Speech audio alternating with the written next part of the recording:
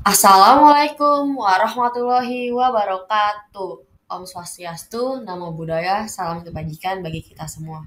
Perkenalkan, nama saya Arzeti Ananda Saraswati dengan NIM 15036210087. Di pertemuan kali ini, saya akan menjelaskan materi mengenai K3LH pada utilitas gedung dan bangunan. Check it out!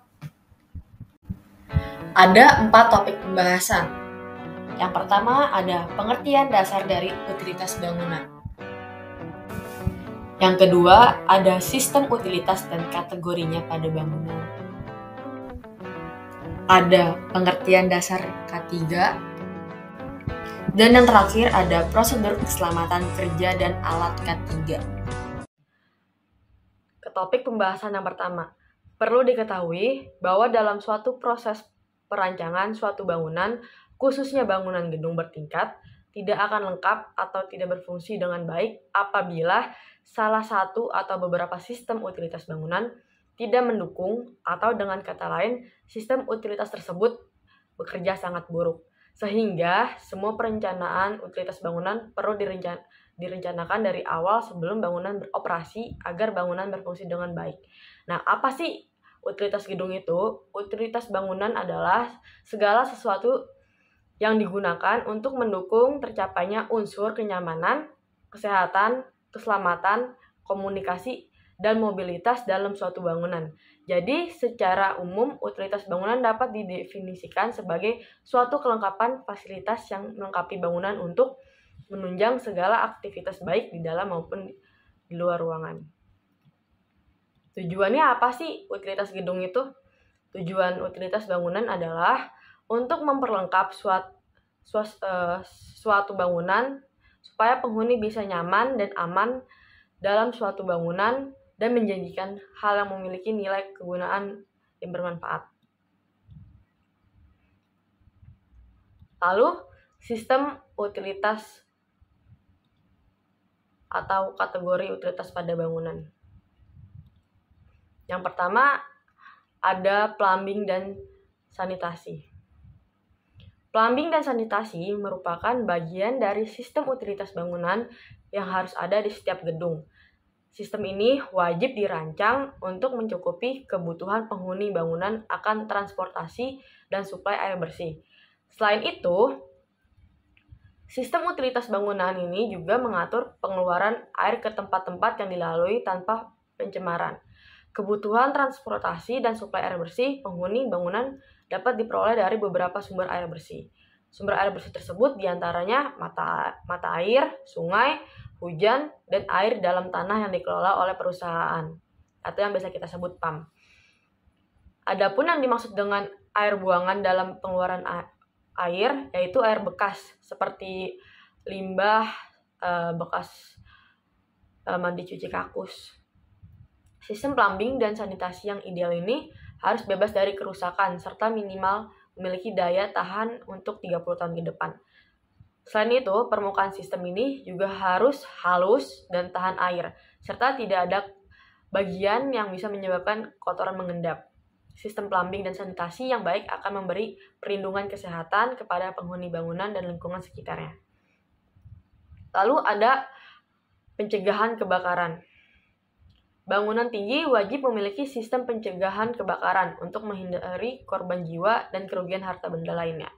Selain itu, hal ini juga untuk menghindari terganggunya proses produksi barang dan jasa serta kerusakan lingkungan gedung. Terkait sistem pencegahan kebakaran, masing-masing bangunan harus memenuhi kriteria. Yang pertama nih, ada bangunan kelas A. Harus memiliki struktur bangunan yang tahan terhadap gempuran api minimal selama 3 jam. Lalu ada yang kedua itu kelas B, struktur utama itu yang tahan terhadap kebakaran minimal tahan 2 jam. Lalu ada yang kelas C, mampu bertahan selama 1 jam apabila terjadi kebakaran. Adapun yang termaksud dalam bangunan kelas A yaitu seperti gedung hotel, pusat perbelanjaan, tempat hiburan, rumah sakit, dan lain-lain. Kalau untuk kelas B itu ada perumahan bertingkat, asrama, serta fasilitas sosial seperti sekolah dan tempat ibadah. Lalu untuk kelasnya sendiri itu seperti bangunan lantai sederhana. Lalu yang ketiga itu ada tata udara dan ventilasi. Perancangan sistem tata udara harus sesuai dengan kondisi lingkungan setempat. Caranya dengan memperhatikan pengendalian suhu, kelembapan, dan arah pergerakan udara.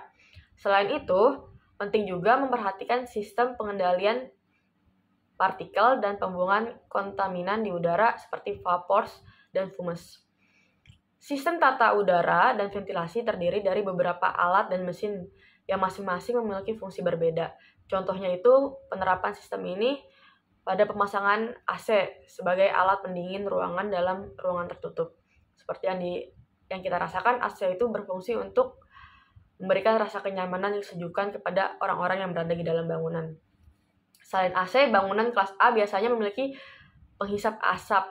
Fungsinya untuk menjaga sirkulasi udara dalam ruangan agar tetap stabil dan sehat.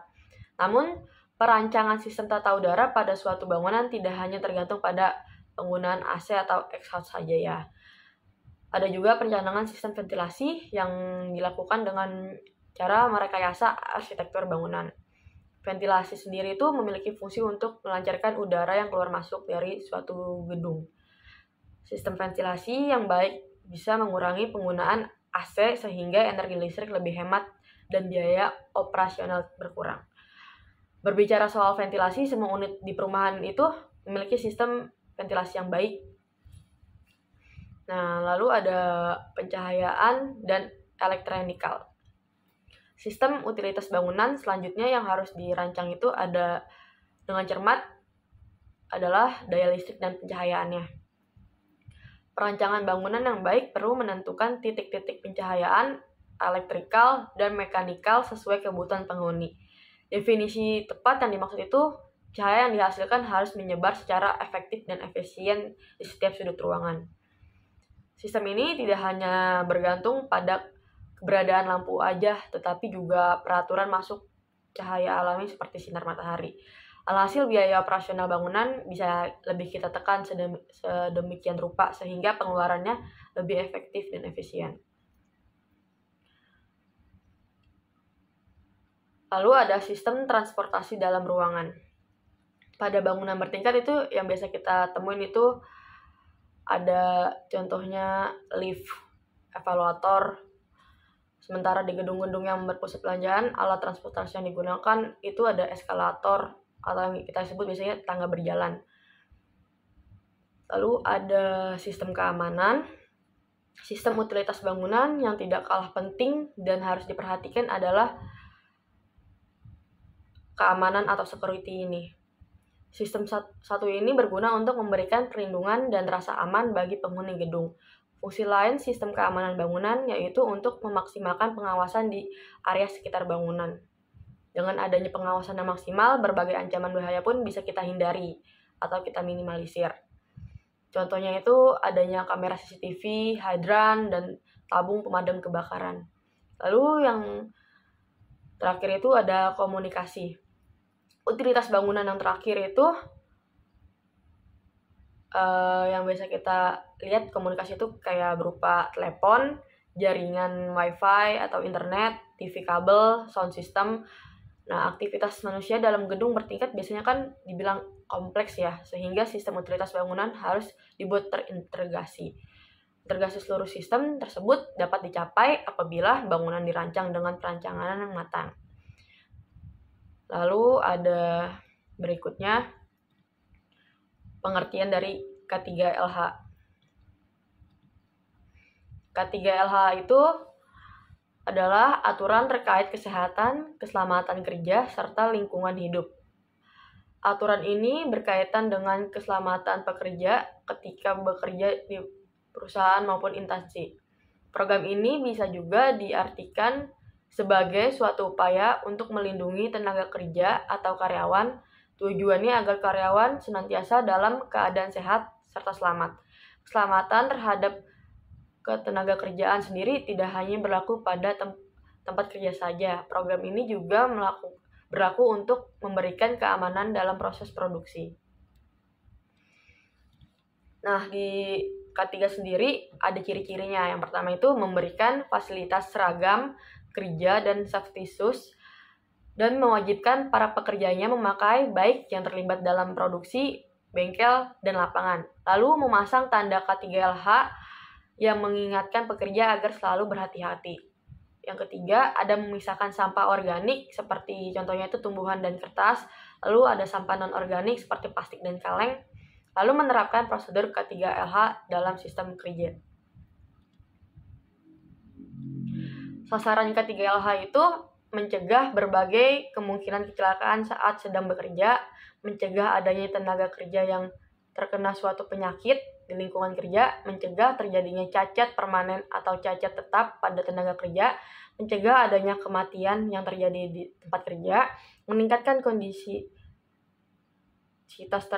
kerja tanpa disertai dengan pemerasan karyawan, lalu mengamankan material konstruksi yang sedang dipakai, menjamin area kerja yang sehat, aman, bersih, dan nyaman, lalu mencegah terjadinya pemborosan modal. Lalu ada prosedur dan alat K3LH atau yang bisa kita sebut APD.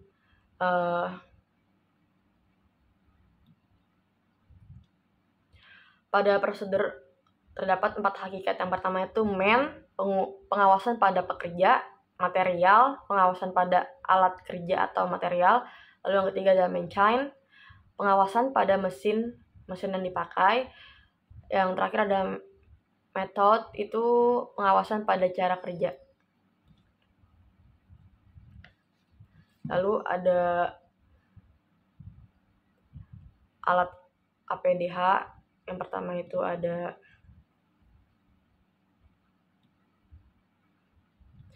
helm safety, berfungsi untuk melindungi kepala dari pukulan benturan atau cedera kepala.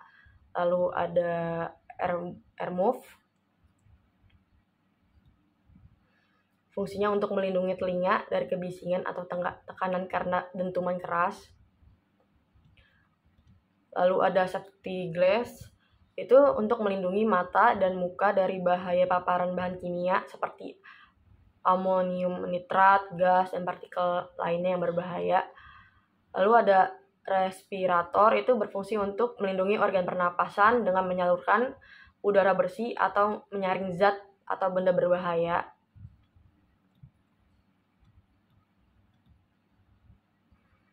Lalu ada sarung tangan untuk melindungi tangan. Perlengkapan ini bisa terbuat dari material khusus tergantung pada kebutuhan dan pekerjaannya. Lalu ada high visibility, itu untuk melindungi dari suhu panas atau dingin yang ekstrim, paparan api dan benda panas, percikan bahan kimia, uap panas, benturan, radiasi, gigitan atau sengatan binatang, infeksi virus, jamur, dan bakteri. Lalu ada safety shoes, itu untuk melindungi kaki, karena alat pelindung diri khusus untuk kaki itu bisa melindungi dari tertimpa benda berat atau tertusuk benda tajam. Selain itu juga untuk melindungi dari terkena cairan panas atau dingin dan bahan kimia berbahaya serta terpleset saat di tempat kerja. Sekian dari saya. Wassalamualaikum warahmatullahi wabarakatuh. Sampai bertemu lagi.